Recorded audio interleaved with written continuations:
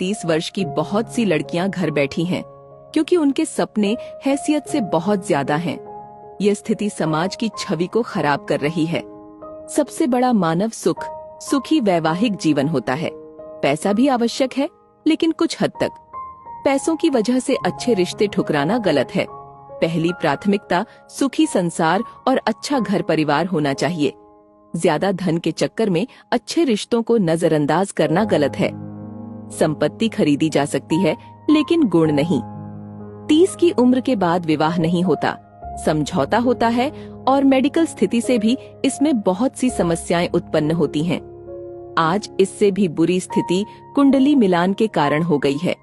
हम अच्छे लड़के और घर के होने के बावजूद कुंडली की वजह से रिश्ते छोड़ देते हैं।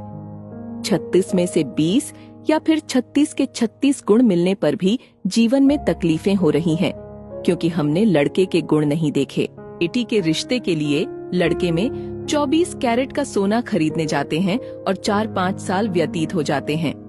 उच्च शिक्षा या जॉब के नाम पर भी समय व्यतीत कर देते हैं। लड़के देखने का अंदाज भी समय व्यतीत का अनोखा उदाहरण हो गया है।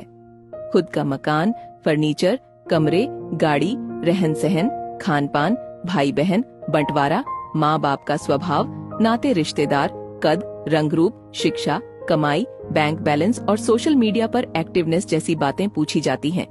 हालात ऐसे हैं कि माँ बाप की नींद 30 की उम्र पर खुलती है। फिर 4-5 साल की दौड़ धूप बच्चों की जवानी को बर्बाद कर देती है। इस वजह से अच्छे रिश्ते हाथ से निकल जाते हैं और माँ बाप अपने ही बच्चों के सपनों को चूर चूर कर देते हैं।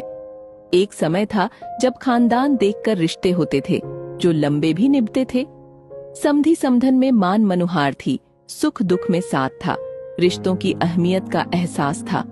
धन माया कम थी, मगर खुशियां घर आंगन में झलकती थीं। आज की स्थिति में माता पिता को जागरूक होना होगा और लड़कियों की शादी 22-24 साल की उम्र में करनी चाहिए और लड़के की 25-26 साल की उम्र में। घर, गाड़ी, बंगला से पहले व्यवहार तौलो। माँ बाप भी आर्थिक चकाचौंध में बह रहे हैं। पैसे की भागम भाग में रिश्ते नातेदार छूट रहे हैं, घर परिवार टूट रहे हैं, प्रेम और प्यार सूख रहा है। समाज को अब जागना जरूरी है, अन्यथा रिश्ते ढूंढते रह जाएंगे।